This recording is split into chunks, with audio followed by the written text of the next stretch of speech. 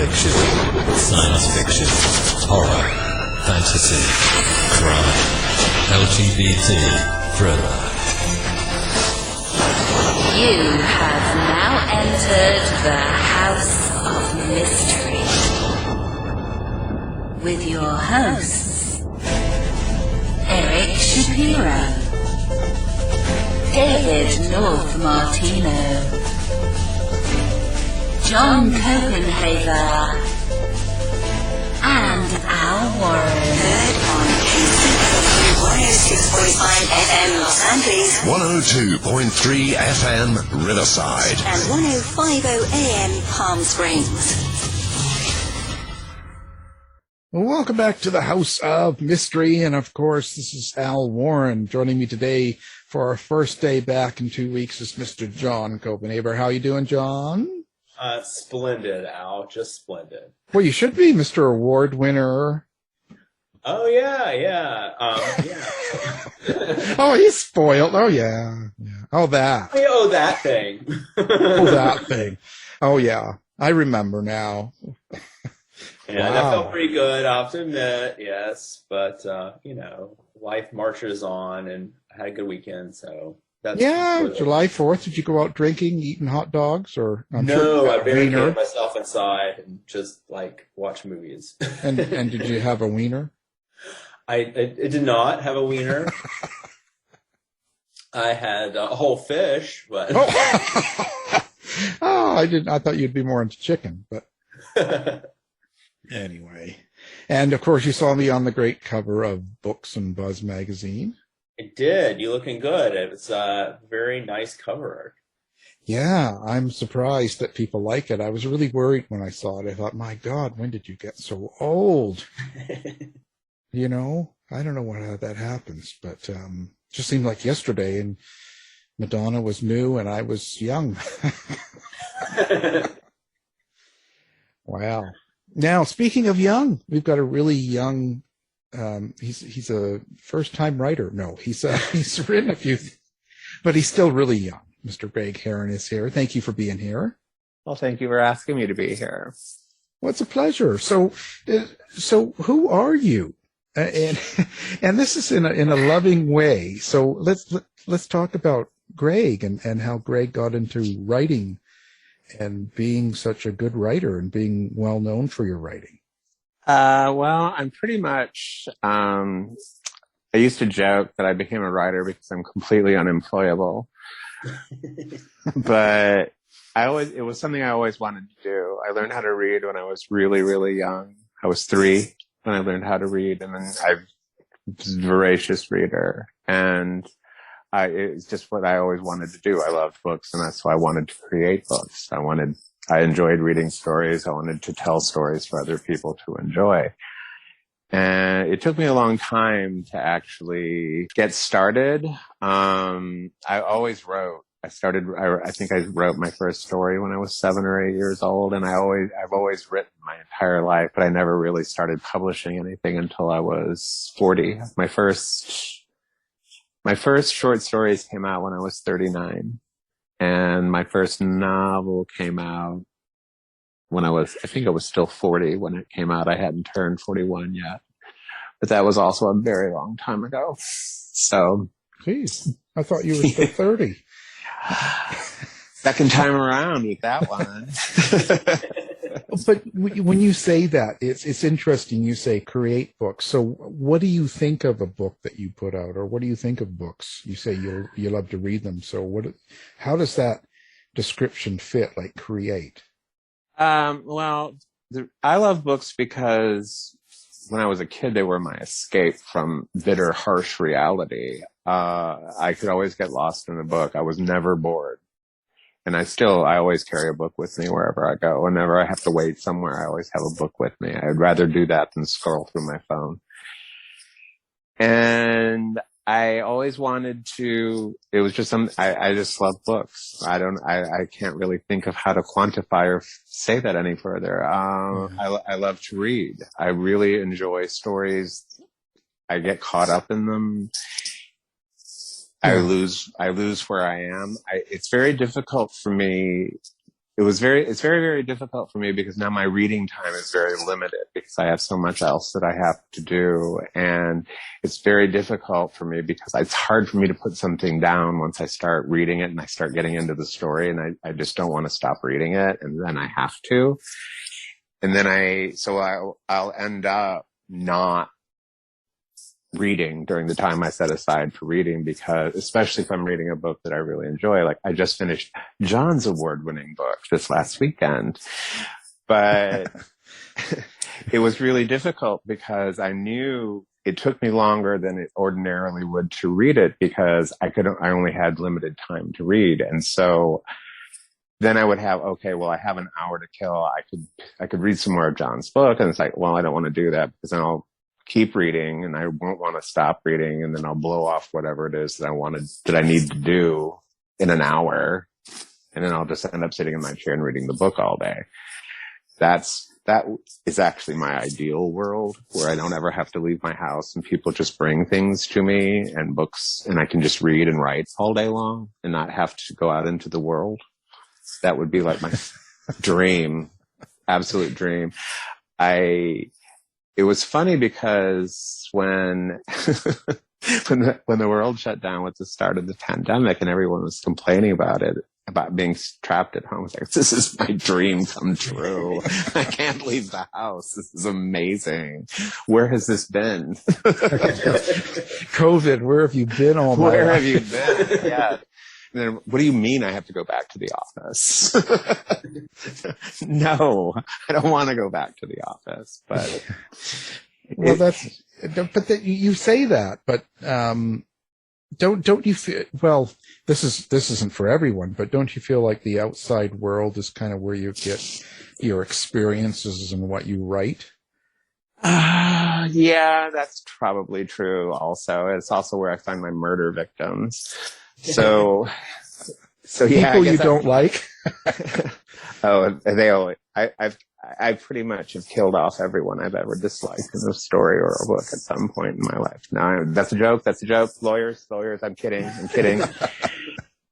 But yeah, I don't mean that I guess I shouldn't say that I never want to leave the house. I don't mind going to the grocery store, and I don't mind running errands. I would just rather not have a job, a 40-hour-a-week job that I had to go to. So being able to work from home was very lovely, particularly since I've been having my employers have been telling me for 16 years that we would never be able to work from home, that our jobs just couldn't be done from home. And guess what? You did it. They can be. Yeah. Yeah. Why not? So, but yeah, I mean, before I took this job, I had a very lovely period of time where my primary source of income was from publishing, and I didn't have to have a job. And so, but I still left the house. I would go to the gym. I would go to the grocery store. I would run errands. I'd go out to eat. I'd meet friends for drinks and things. And that was, that's really my ideal life. Not being necessarily trapped in the house. So sometimes being trapped in the house is very, very appealing. Very appealing. Yeah, well, we won't ask you what kind of rooms you have in your home, but that'll be for another show. But maybe. Everything can be delivered. Yeah, I guess. But I always ask this question because, so you've been writing since you were young and writing stories, but now you didn't publish till 39, 40 type area. What was it that happened, or what is it that gave you that courage to go, I'm going to publish it? Well, I had tried publishing stuff before. I was incredibly very naive. I didn't understand how the business worked, and it was a completely different business. When I was in my 20s, it was a completely different business than it was when I was in my 30s than it is now. It's amazing how different everything is. But I would I would send stories in. Back in the olden days, you used to have to mail things. And you had to type things. And, it was more of, it was, computers made that a lot easier, made submissions a lot, writing and submitting things and printing things out and sending off copies of things much, much easier than it ever was with a typewriter and postage and all of that stuff. And so it was really funny because I was very, very naive and I didn't know how to go. I didn't know anybody who was a published writer. I'd never met a writer. I didn't know anybody who did it. And so basically I was just going off of what creative writing teachers would tell you. It would tell me in class or would tell the class on how you go about getting published. And looking back now, I laugh because it's like, well, they weren't publishing. So how would they know? And why were you I guess authority figure. It was that authority figure thing.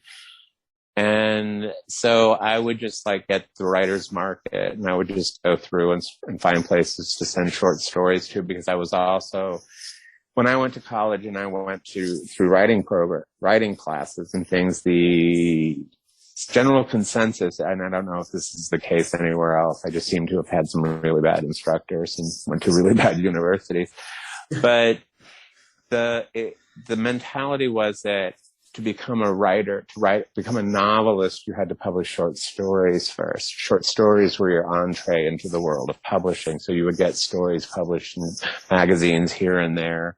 And then while you worked on your novel, you were building up this backlist of places you've published. And then that would hopefully attract that.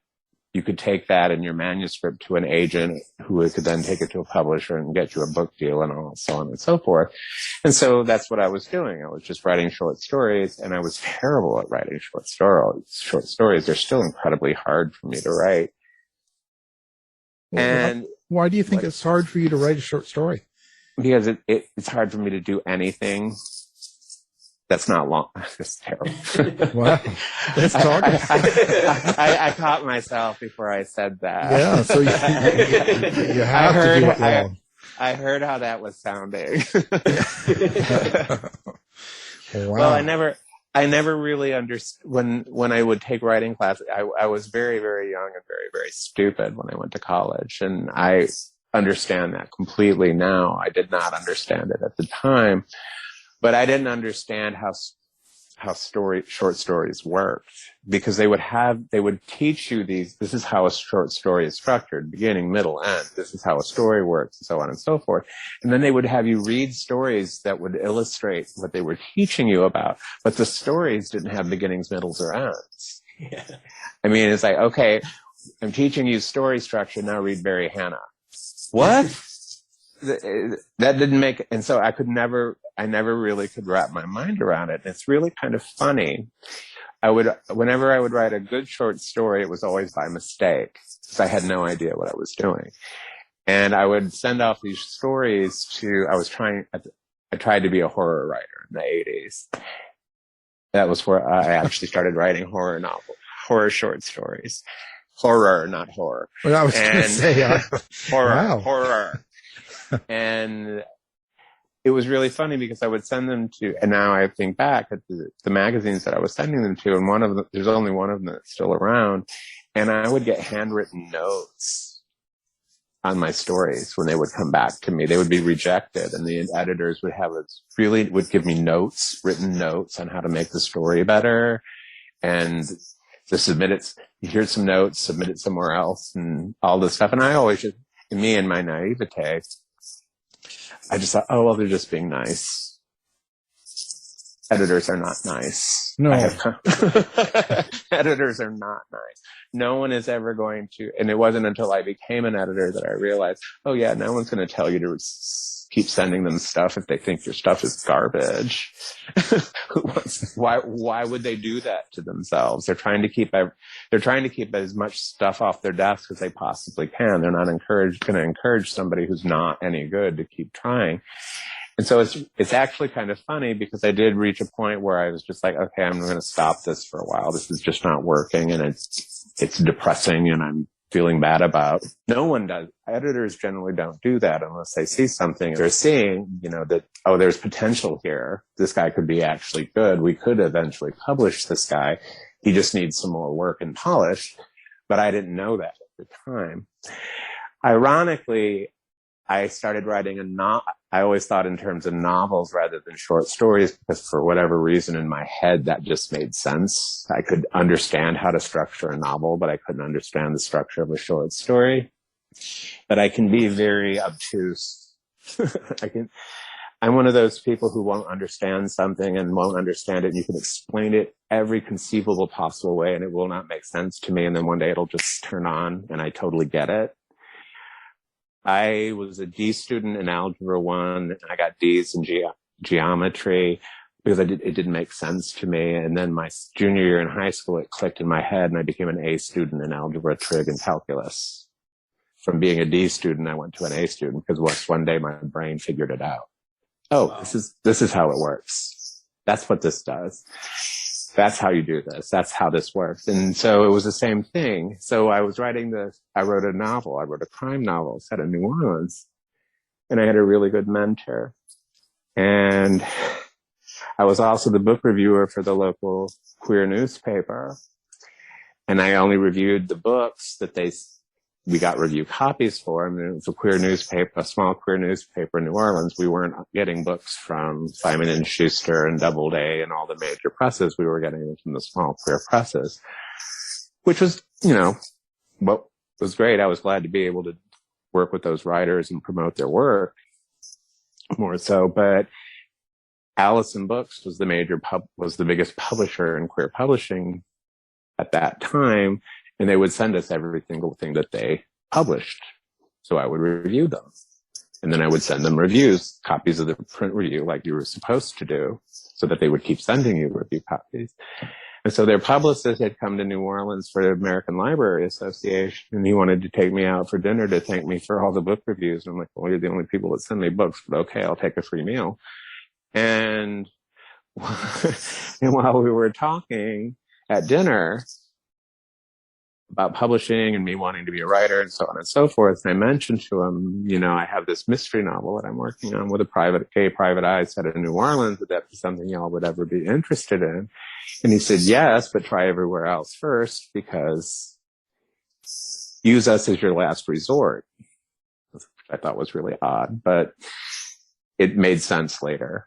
And he told me that the best thing for me to do if I wanted to publish with them or to get an offer from them was to start submitting short stories to the anthologies that they were publishing, because the more stories you submit, they get so many submissions and that the editors log them in and so on and so forth, but they don't, the more you submit, the more your name becomes familiar to them.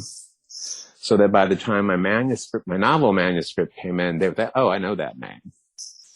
And it might have more of better chance of getting read all the way through than if it just came in cold. So I thought, oh, that's an interesting idea. I'm a shitty short story writer, but I'll give it a try. So I went home and I went to their website and I looked at their calls for submissions, and all of their submission calls were for erotica. I didn't want to write erotica. I'd never written a sex scene in my life. I had no idea it's like, I'm a terrible short story writer, and now you want me to write porn. Okay. But then I thought about it. There was an anthology call that I thought, oh, I probably could think of something for this. And so I spent that weekend writing the story, and it was very embarrassing. I was embarrassing myself, and I can't believe I'm doing this. I can't believe I'm writing about this. I can't believe I'm writing about this. And I'm saying this and doing this more. And also back in those days, John, and you're too young to remember, but in the olden days, you used the days of yore when dragons flew, but the mentality always was, and I had writers tell me this as well, is you never submit a story to just one market. If you're going to send a story out, you might as well send it to two places instead of just one. And so I submitted the story to the anthology, and I submitted the story to a porn magazine. Men, I think, was the name of the magazine. Pretty basic right there in the title, On the Men. nose. Oh yeah, I can't leave home without it. and then I sent them off, and I didn't really think about it anymore. I just forgot about it because I was working on my book. I was doing other things. And then one day I got an email from the editor of the anthology wanting to buy my story. I was like, wow, of course, the first story you sell is porn. That's about par for the course for you. But it was exciting because it was like $75, and it's like, I'm going to get my name in the book. I'm going to be published. This was very, very, very exciting. And so I agreed to sell it to them. And the next day was a Friday. I distinctly remember this. Friday afternoon, I came home, and the editor from Men Magazine wanted to buy my story for $500. Oh, wow. And I was like, I just sold it to Allison, an anthology at Allison for $75, but you want it for $500, but I can't really because I want to maybe publish my book with them. So I don't want to screw them over. So I just wrote the editor at Men Magazine back, and I just said, oh, I'm so sorry. I just sold that story 2 days ago, but I have another one similar that I could send you instead if I could have could I take the weekend and polish it? And he wrote me, like 5 minutes later, he responds, yes, absolutely. I'll look forward to reading it on Monday. And I'm like, okay, now I have to write another porn story. Because of course there was no other porn story. And and Monday I sent it to him. He emailed me back that afternoon, and he bought it. I was like, wow, 2 sales in 1 week. I'm cooking with gas here. And then it was weird, and I'd never really had ever thought about writing erotica or ever doing it, but it kind of became a side hustle for me for quite some time. And I would get requested. People would write to me, and editors would write me and ask me to write erotic stories for them. It's like, my career's not really going the way I want it to, but this extra cash is really nice. And ironically, it turned out, I'll make the story short. I'm cutting a bunch out here. But one day I got a rejection for my novel manuscript from an agent that was really nasty. And when I got home from picking up my mail and had read it in the car, I was just shaking with rage. It was so nasty and condescending. I was shaking with rage when I got home. And I signed into my email, and there was an email about my short story in the anthology. And I never read further down other than it was past his signature line. He would just say, thanks, Scott.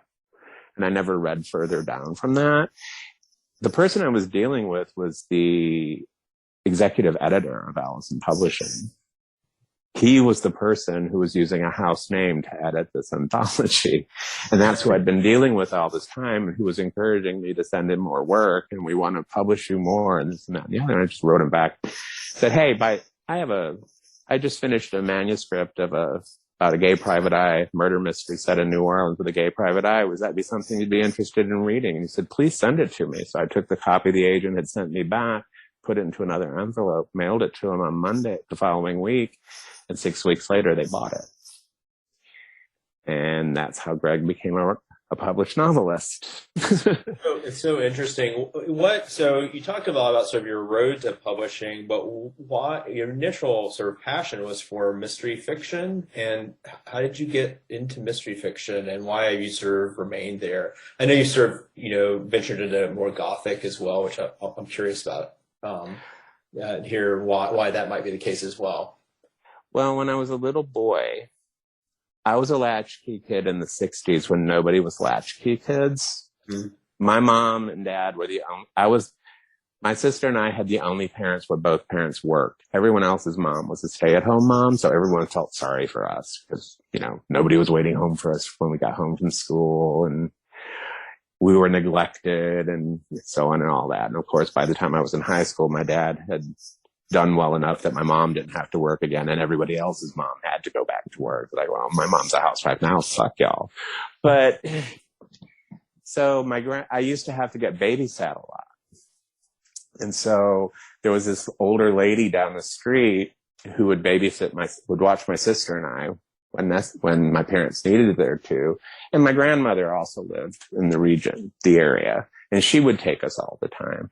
And both of these older women loved classic Hollywood movies, especially gangster movies and horror movies and murder mysteries and things like that. So when I was a kid, I was watching, now I think about it, it's really insane that these older women were letting a 5-year-old and a 7-year-old, my sister, watch Mildred Pierce and Double Indemnity, The Maltese Falcon. And I developed this deep appreciation for horror, gothic fiction, and mysteries.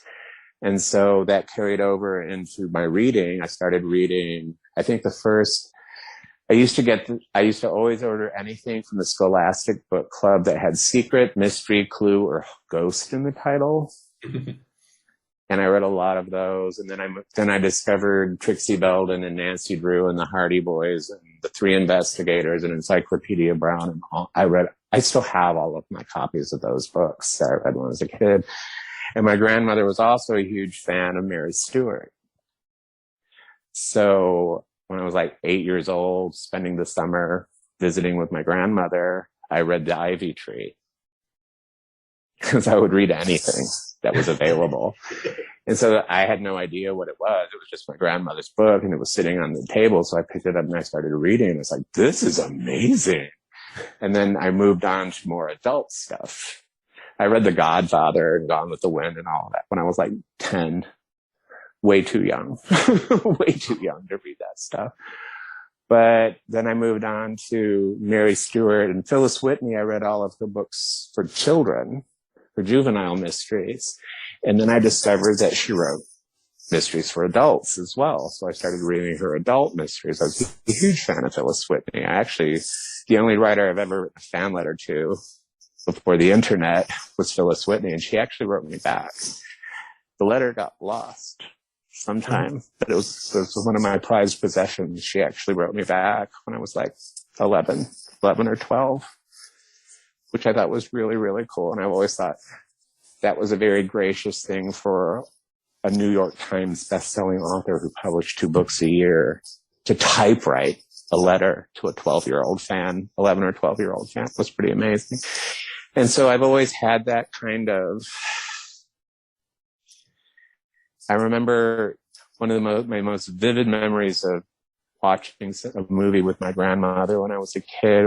It was the most terrifying thing. And to this day, it still is the most terrifying movie to me, is The Haunting, the original Haunting. Oh, yeah, it's great and scary. Yeah, it's terrifying. It's absolutely terrifying.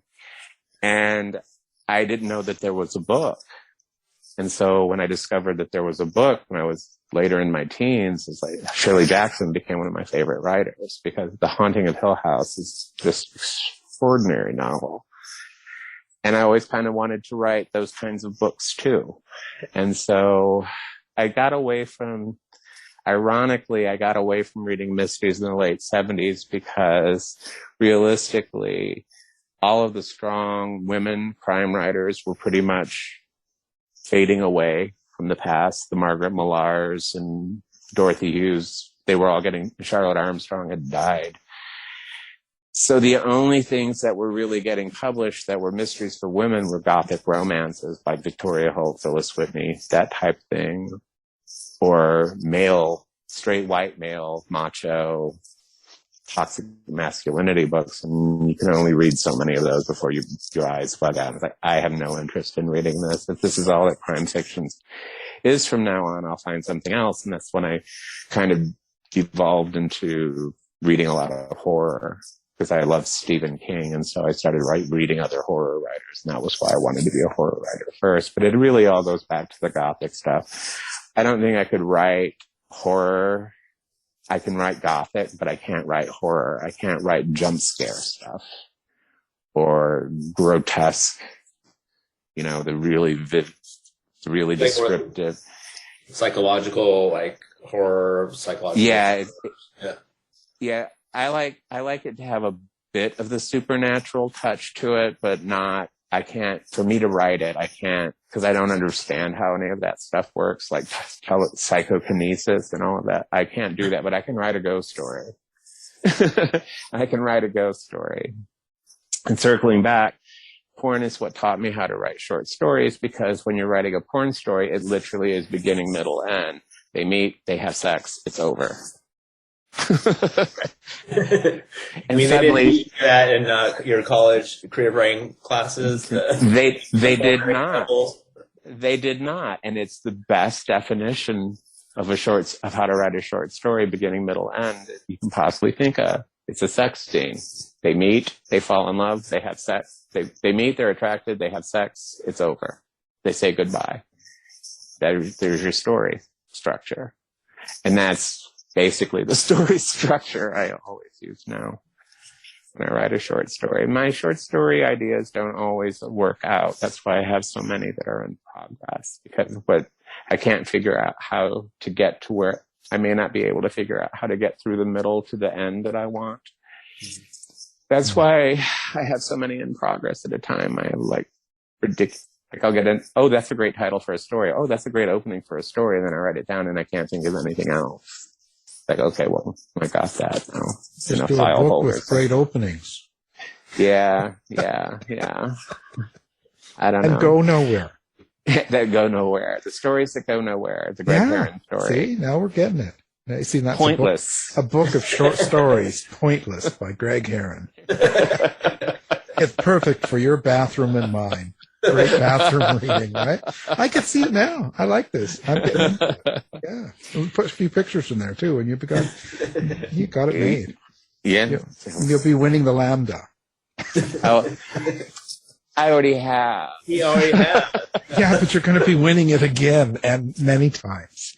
Well, both you guys, think about this. Does it affect your writing, or does it affect you at all that when you win an award like that? Like when you're sitting there, okay, you've got it, and now you're going to do a follow-up, or you're going to do a book now. Do you think about it? Do you think, oh my God, they're going to, because there's an expectation all of a sudden. Like, for instance, like John, now all of a sudden you've won it now. Isn't there kind of an expectation that, oh, he's a great writer. Like, he's won this. And it's like, isn't there an expectation or a feeling of pressure? Yes, John, is there? I don't really. I think you feel. What do you? I mean, I feel proud that I've accomplished it, but I don't know. I think I always put pressure on myself, so I don't think it's really changed. Like I kind of want the next thing to be better than the last thing. I'm not sure that's always going to happen, but that's what I hope. So. I don't know if winning an award really changes that. I mean, Greg, how did it sort of impact you? Well, when I won the first one. Oh my God. Will you sign my chest? I'm sorry, I couldn't resist that. I'm sorry, I couldn't resist. But literally, when I did win the first time, the funniest part about it was it's a very lovely moment. It's very nice.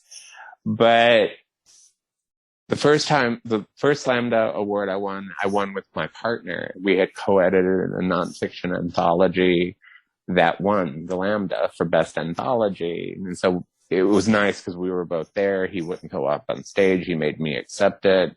I was drunk. He wasn't pretty, but the funny part the best part about it, my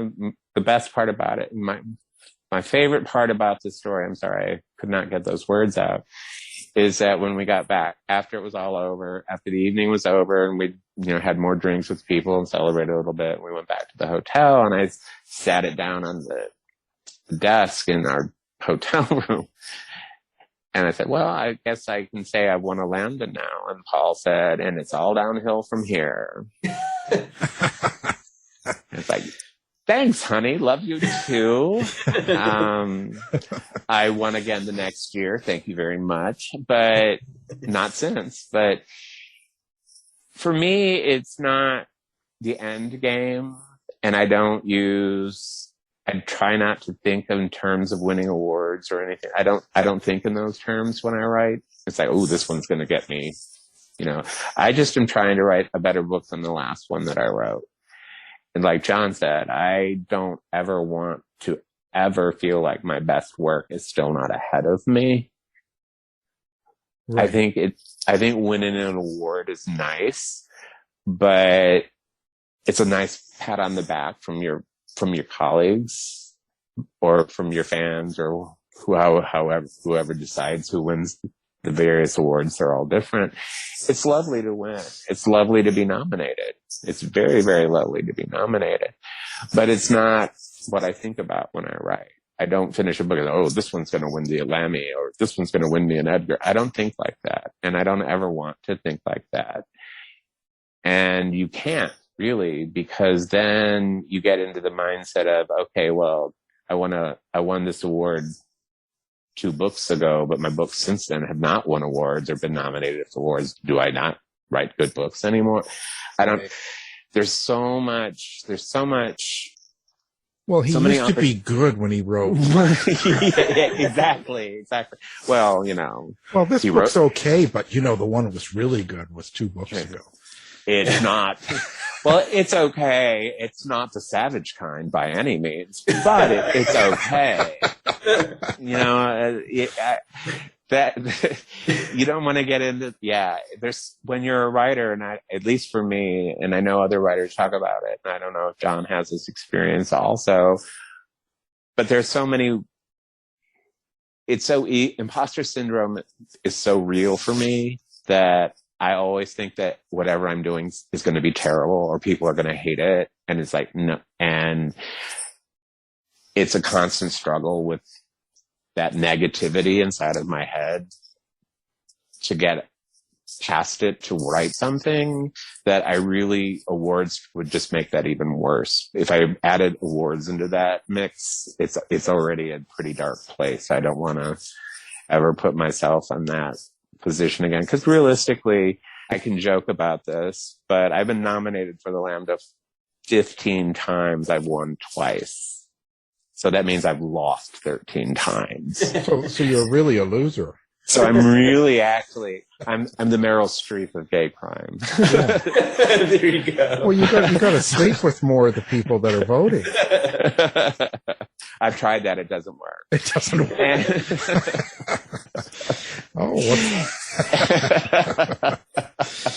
I actually had joked.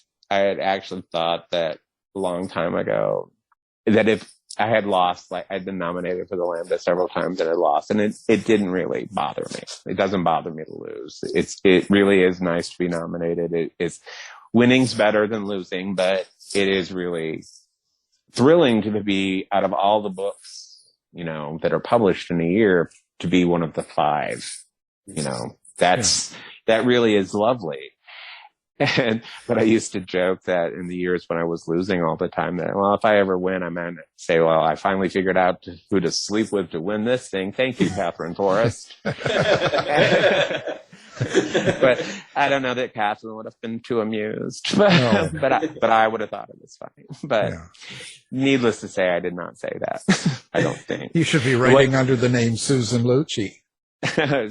People used to say that. Yeah.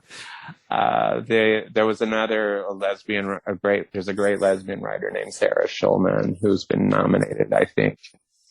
Has been nominated like 12 times, and she never had won, and she finally won this year. And she would always call her, before I had won the first time, she used to say that we were the Susan Lucci's of the Lammys, and then I won, and then she couldn't say that to me anymore. But she kept saying it. She kept saying that she was the Susan Lucci. Don't talk to me. But I was very happy that she did finally win. But she's an amazing writer. She's going to be taught in universities for years, long after we're all in the grave. And does it really matter that she won a Lambda Award or not? Her legacy is going to live on. I mean, the book that she did last year, the oral history of ACT UP, that won the Lambda. I mean, she documented the entire history of ACT UP in New York. I mean, that book's never going to go away. That's never going to not be a vital resource for future generations. So yeah, I'll be long forgotten. She'll go on. Well, I don't know if Trump gets in again, you never know. Well, that's a whole other. That's a whole other bunch of issues there. But speaking of issues, how do you come up with your characters personally? They always start out as some version of myself. In some ways, the main character certainly is. I have to be able to identify with the main character, so I have to put myself into that mindset when I'm writing about them. I have two series. I used to write two series, and I used to always say that Scotty was the fun side of my personality, and Chance was the rest, the unpleasant side. But it's like, well, who would I be? Who is this person? That's generally where I started out with. Like, I'll use Scotty as an example. So I'm drawing this character out of my own mind and out of who I am as a person, my own experience. It's like, okay, well, he's this happy-go-lucky person who has absolutely no sexual hang-ups, he's proud, his family loves him, he has no issues with his family, everything is great, he just enjoys having sex. If he finds somebody to fall in love with, great. If not, fine. He's just a very happy-go-lucky, good person. I was like, okay, well,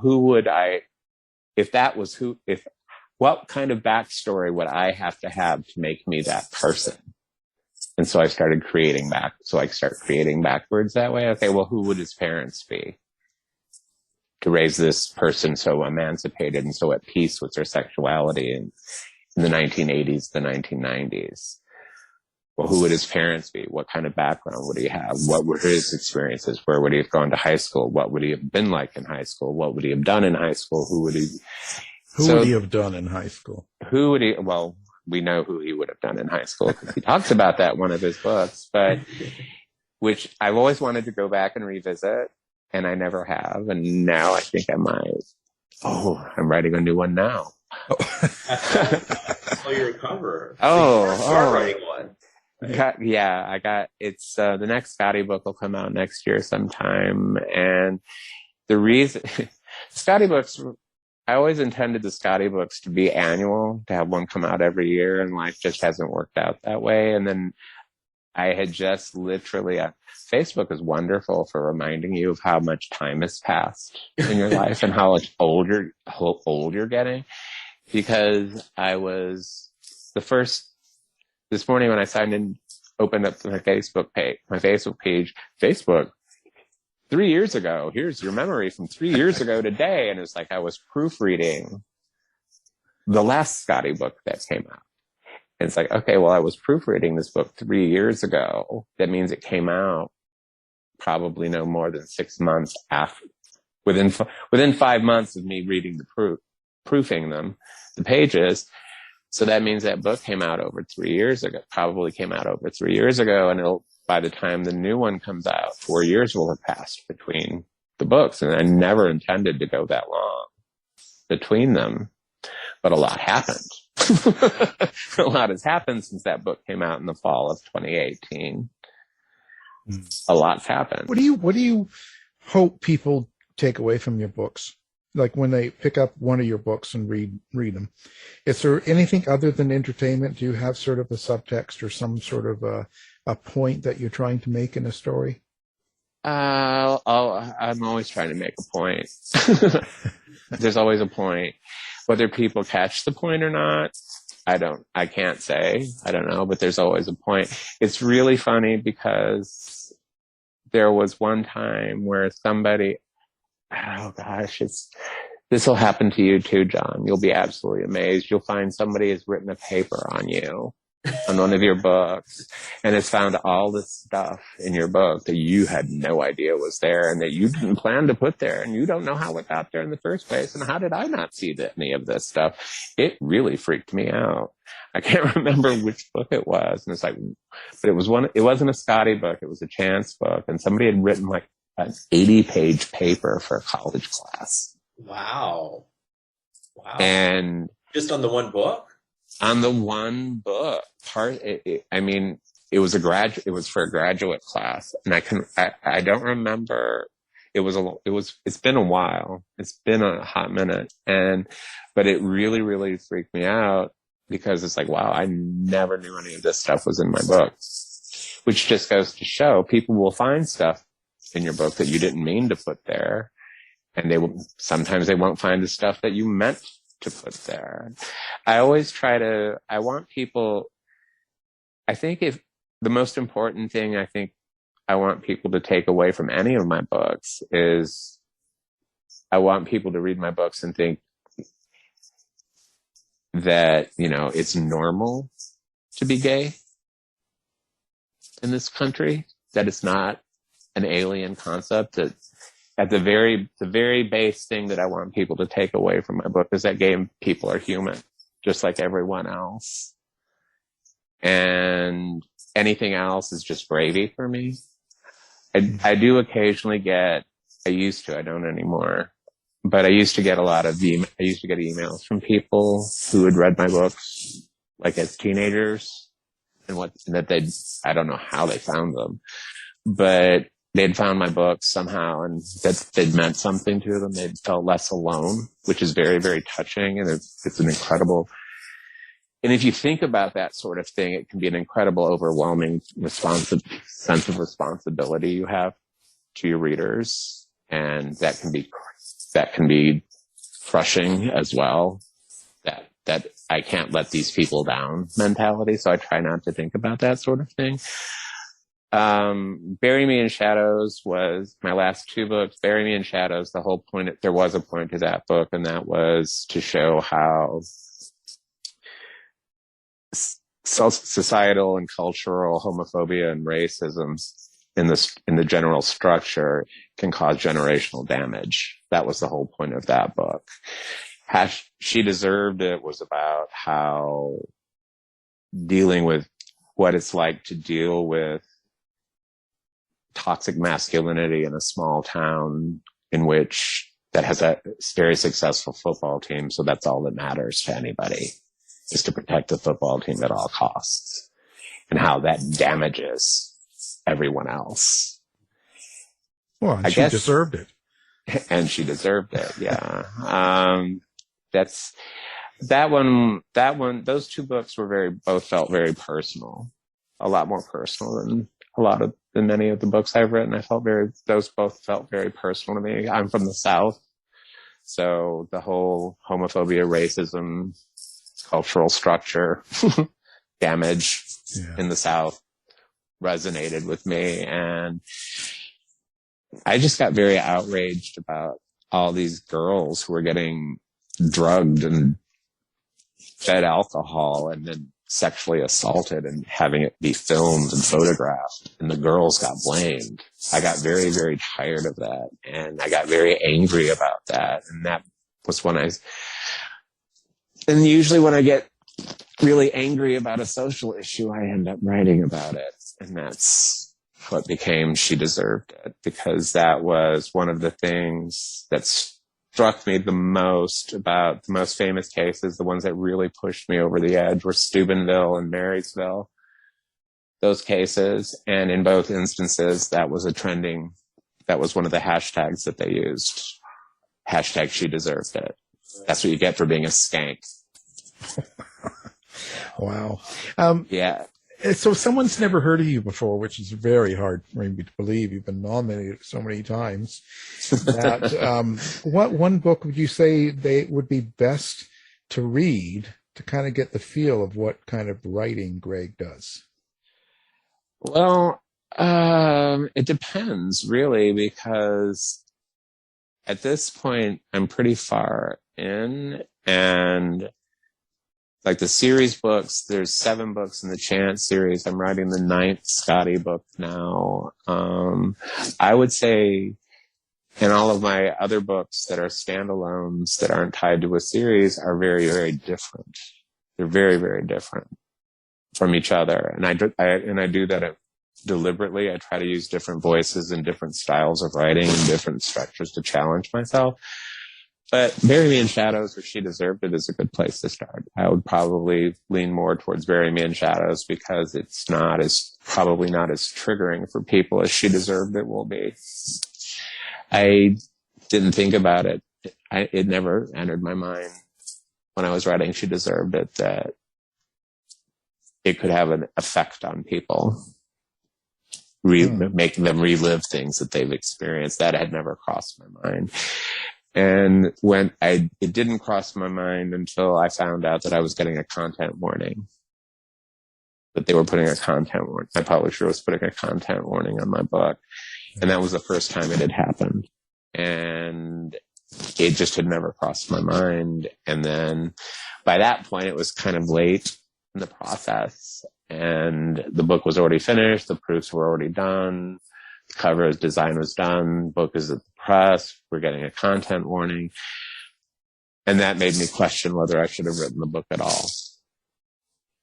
Simply, I don't want to have that effect on people. I don't want to make people feel bad or relive bad memories. If reading the book can help them work through it, that's a great thing. But if it's just going to make them relive a traumatic experience, I don't want that. Well, it seems like, I'm not sure exactly how the content warning works, but essentially you're saying, hey, watch out, this may not be something you want to read. But I think for a lot of people, this story is important to be told. If we're not going to talk about it, then it becomes a problem in another sense, right? Yeah. I see that was why I wrote it in the first place. Right. Part of the reason I was so part of the anger that drove me to write the book in the first place was I'd been watching this shit happen my entire life. I was a high school kid. I saw how girls got treated. I was in a fraternity in college. I saw how the brothers treated the girls. I've heard the locker room talk all of my life. I've heard and I felt like it was really, for me, I felt that me writing it, having a guy write it, instead of it being and I don't mean to demean women writers by this at all, but women write about sexual assaults all the time. It's something they've experienced. It's something they live in fear of. It's something that they know people who it's happened to if it hasn't happened to them. It's much more prevalent than any of us, the males, realize. Mm-hmm. And I thought that, well, maybe if a man writes a book about this, people will see, oh yeah,